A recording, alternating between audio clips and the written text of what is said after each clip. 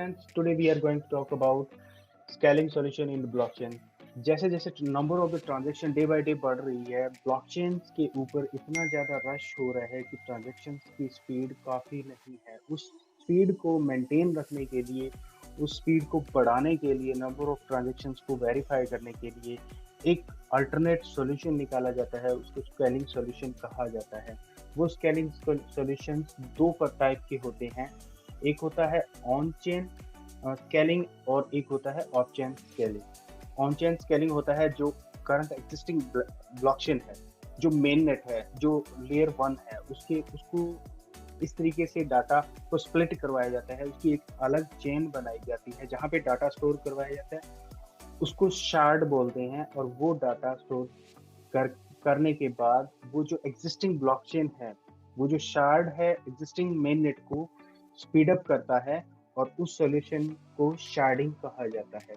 तो शार्डिंग पे हम अलग से भी एक वीडियो बनाएंगे, एक बार डिटेल में देख लेते हैं कि शार्डिंग होती कैसे है।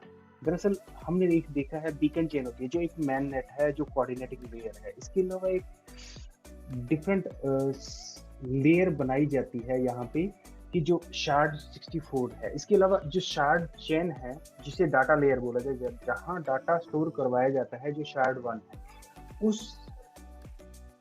शार्ड चेन की वजह से जो मेन चेन है, जो बीकन चेन है, उसके अंदर स्पीड आ जाती है और ट्रांजैक्शंस वेरीफाई करने की जो कैपेबिलिटीज है वो बढ़ जाती है। इसी के साथ हम आगे देखते हैं of chain scaling. Of chain scaling होती है जो मेन नेट होती है उससे बाहर किस तरीके से स्केलिंग की जाए। लाइक लेयर 2 स्केलिंग सॉल्यूशन है।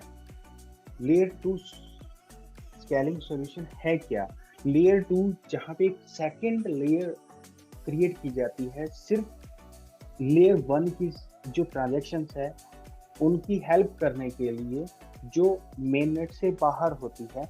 उस स्केलिंग 2 सॉल्यूशन में मेन परफॉर्मेंस जो ट्रांजैक्शन होती है, नंबर ऑफ ट्रांजैक्शन होने के बाद वो डाटा एक साथ सबमिट किया जाता है मेन एक्सप्लोरर, जो ब्लॉक एक्सप्लोरर होता है। इससे कम टाइम में ज़्यादा से ज़्यादा ट्रांजैक्शन सबमिट हो जाती है। तो लेयर 2 सॉल्यूशन को समझने के लिए हम एक नज़र डालते हैं इस ट्रायंगल पे।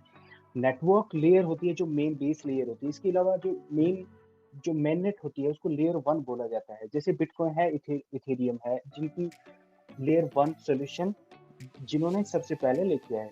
जब बिटकॉइन में ट्रांजैक्शंस बढ़ती गई, तब इस हिसाब से ट्रांजैक्शन फीस भी बढ़ती गई और उस फीस के कारण जो माइनर्स है उनको काफ़ी डिफिकल्टीज होती थी कि माइनिंग करने में। जो नोड्स है, डिफिकल्टी बढ़ने के कारण जो माइनिंग आउटपुट है वो कम हो जाती थी। इस चीज़ों से सभी से ओवरकम होने के लिए लाइटनिंग नेटवर्क का यूज किया गया, जो कि एक सेकंड लेयर के तौर पे बिटकॉइन के ऊपर काम करता है।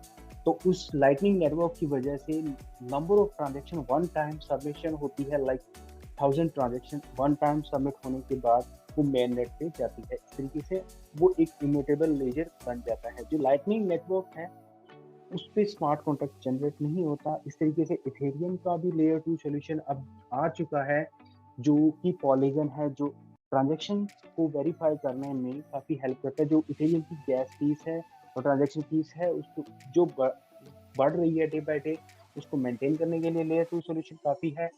इसके साथ ही अदर जो सॉल्यूशंस भी आते हैं, साइड चेन और प्लाज्मा। साइड चेन और प्लाज्मा, इसके साथ और भी सॉल्यूशन आते हैं लेयर 2 स्केलिंग सॉल्यूशन में। रोलअप्स हैं और स्टेट चैनल है। इनके बारे में डिटेल में हम अलग से एक वीडियो बनाएंगे। इसके अलावा साइड चेन और प्लाज्मा भी आते हैं।